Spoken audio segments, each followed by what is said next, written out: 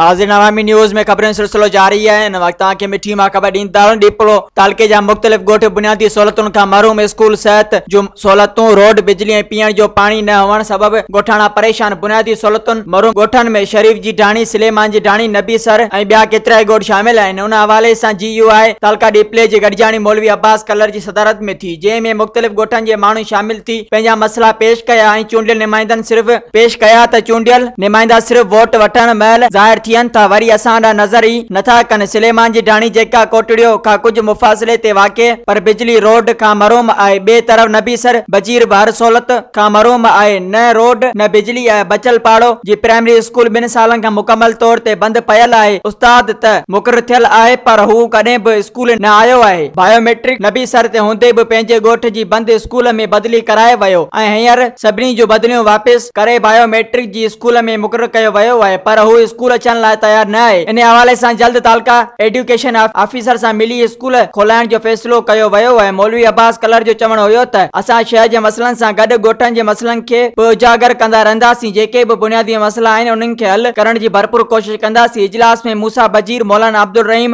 अब्दुल करीम ऐं ॿियनि शिरकत कई। मजीद खबरों और तफसीलात के लिए विजिट करें हमारी वेबसाइट www.awamiNewsHD.com।